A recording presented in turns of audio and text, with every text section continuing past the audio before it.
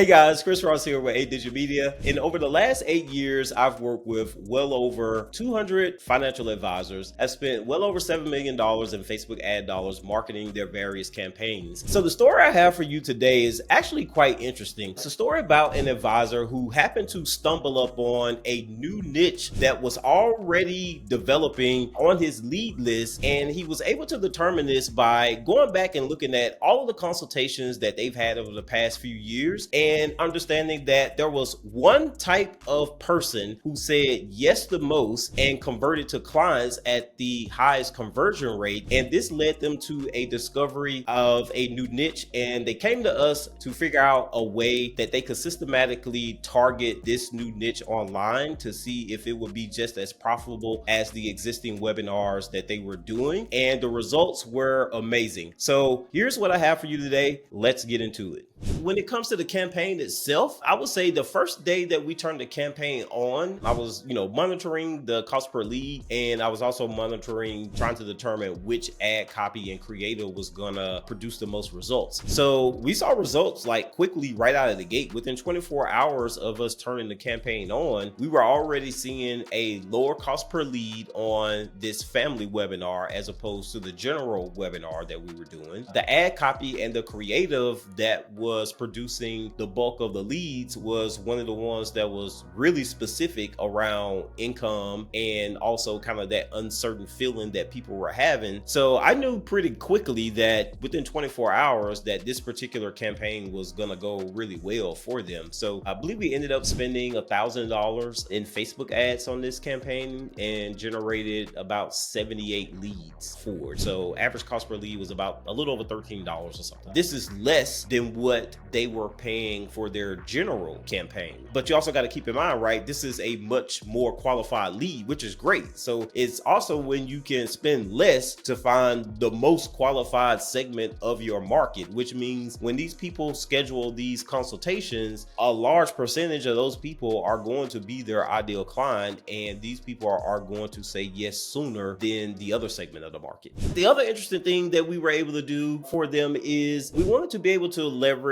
our lead verification system that we use in order to determine income and assets. So as leads started to opt in every day, I would run those leads through our third-party data enrichment service to actually see what kind of data we were getting for the lead. So I wanted to find out, did income correlate with what we were putting in the ad copy? Meaning, again, we were targeting households that were making at least $350,000 a year. So for each person that was opting in, I wanted to see, did they have at least income of $100,000, and then also see what the assets were for those individuals. So when we looked at the numbers, last check I did, I want to say 78% of all of the leads that we generated from this cold campaign on Facebook all had income of $100,000 or more. Assets for them range anywhere from a minimum of $250,000 all the way up to $3.5 million.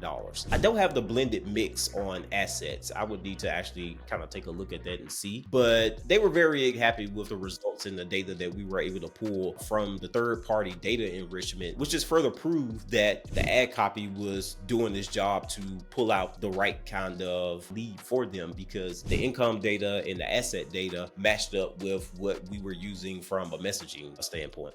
Based upon the consultations that they've been having with this new segment, there is a big significant increase in the number of people who fit their ideal client profile, meaning there's more people who have higher income, who have more motivation to move forward to the second phase of the planning process and ultimately be able to pay their fees for their financial planning, as opposed to their original segment of the market. So still early in the process where we can't draw any big conclusions, but the early data would lead me to believe that they are likely going to see a bigger increase in client acquisition for 2025 as long as they continue continue to focus on this new segment of the market because they're going to convert at a much higher clip for them. This particular client is someone who has, over the last 4 years, traditionally only targeted one avatar, what they call Henrys, so high earners, not rich yet. And typically these were single individuals, so not necessarily married or people who were a couple. A lot of the leads that were generated from the webinars that they were doing and the messaging that they were using was just really just geared toward high earners. We weren't really calling out a specific type of avatar. So one of the things that they kind of realized over the last couple of years is that people who were married or had children or had partners were some of their best clients. They said they showed up to the meetings on time, they showed up at a higher percentage, they moved on to the next step of the process at a higher percentage, and of course they likely had more income, which means they paid more for their actual financial plan. Now what they wanted to try to figure out was, hey, is this a viable avatar that we can kind of go after? So the first step that they really took was all of the leads that have been generated over the last 4 years or so, they decided to do a webinar that was geared just strictly toward family financial planning. So if you were married, if you were a couple, the email invite was all centered around that. So first step was really like, hey, do we have existing leads that this particular message is going to resonate with? If so, let's see what kind of response we get from just doing a webinar in-house. Second time around, they wanted to see, well, what happens if we put a little bit of ad dollars behind it? Can we get people to sign up, ice cold traffic from Facebook, to sign up for a similar webinar? So we reworked some of their existing ad copy to take the focus away just from high earners, but to, hey, if you are a family and you are a high earner, here are some of the things that you may want to consider when it comes to financial planning. And they did that webinar and it turned out great. The initial campaigns that we were running for them, this was a nationwide campaign, primarily focused on high earners who are likely in the tech field. So a lot of their clients are people who work for Facebook, Amazon, Microsoft. They likely have RSUs. They may have deferred compensation plans, things of that particular nature. While this is a niche in general, we weren't really calling out a specific type of person outside of the fact that, hey, do you make a lot of money and you don't have a way to plan forward? That worked really well with the webinars that we were helping them put on. And for the past 4 years, that's all they have done. Now, what kind of led to this shift or this idea of maybe testing something else out was the fact that when they looked back on all of the data on people who converted into consultations, people who converted into clients, they saw that there was a big correlation between people who said yes the most and people who said yes the least. So the people who said yes the most were families, or it could be married people, people with children, people who had someone else to depend on, right? It's not just a single individual. So once they were able to ascertain that, like, hey, these people over here tend to say yes faster, is there a way that we can target them in some of the existing campaigns that we were already working on for them?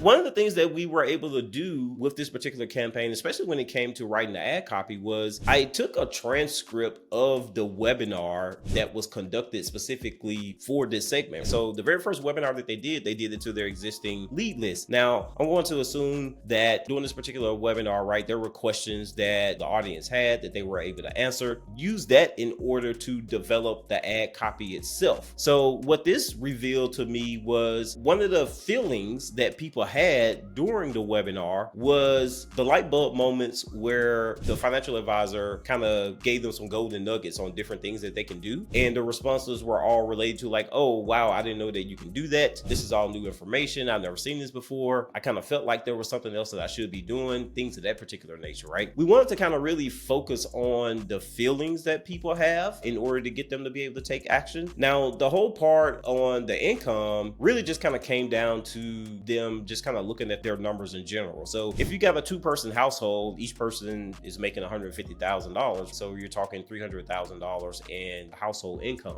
We want to use that as a kind of a base minimum as to a way to call out this specific segment of the marketing. One of the creatives that we actually made for this campaign talks about, hey, are you a household that earns $300,000 but feel like there's more you should be doing for your family's financial future? So this kind of touched on the two things that I talked about. One, we want to keep the focus on high earners because we already knew that that segment was already responding to the previous campaign that they were already running. So we really just wanted to throw in something that was going to call out again, the married people, people with families, and really focus on the number one feeling that they typically have, which is they are unsure. I would still consider this a risk to a certain degree, meaning if you've already found some success in one particular market or targeting one avatar, you don't want to just completely get rid of that avatar and then go try something else. You want to figure out, is there a way that I could potentially continue to keep targeting the same people that I know that's producing revenue, but then also figure out, is there another segment of this market that I can actually target and hopefully produce the same, if not more revenue? So for them, it was really helping them trying to understand a way in which they can go about doing it, because most people would probably just assume that, hey, I don't want to just stop my marketing that's already working and try something else, but then they're kind of scared to figure out, how can I try something else? Like, I really want to see if this is going to be a viable thing, but they really don't have the steps in order to do it. So that was the thing that we really ultimately helped them with is, hey, here's a better way to think about testing out your idea without it costing you any money. And then also, right, if it works, here's a way that you can go about putting some money behind it and testing it further to see if it's going to produce the results it is that you're looking for. If you're thinking about doing something similar to this, here's what I would tell you to do. One, think about all the conversations that you've had via the consultations over the last 6 to 12 months and see if there are any commonalities between the people that you talk to and the people who go on to the next step. Meaning, if you have a two-step call process where the first call is a qualification call and then the second one is kind of more of a discovery call, who are the people who moves from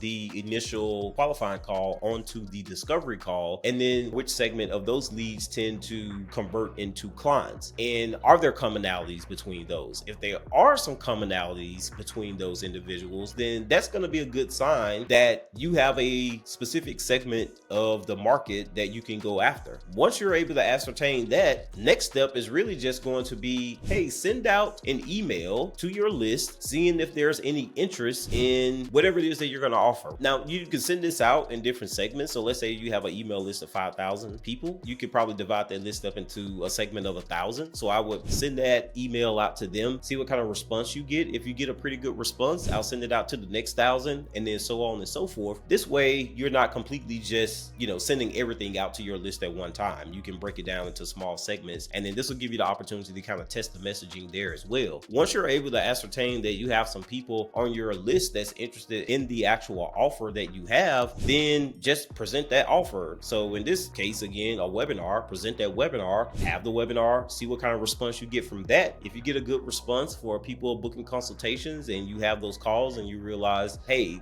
these people are some of the most qualified people that I've talked to, then that's going to let you know that you have a winner on your hands, and then you can actually put ad dollars behind it at that point to find more of your most ideal clients. So we just had a meeting with this particular client this week, and during this meeting we were talking about game plan going forward. Do we want to just completely switch over to this kind of new family planning webinar, or do we want to stick to the original one, or maybe do a mix of the both of them? And ultimately what we decided on doing was they're going to continue to run their original campaign, but we're going to make some tweaks to that campaign as it relates to income and assets as well, because we've already seen what happens when we do get more specific about that. So we're going to make a few changes to the original campaign. This new one is one that's going to get thrown into the mix. So now they're going to be running 2 webinars per month, one on the original topic, and now the second one is going to be geared more toward the families and married people, and we're just going to run that play for the whole year and see what the results look like at the end of 2025.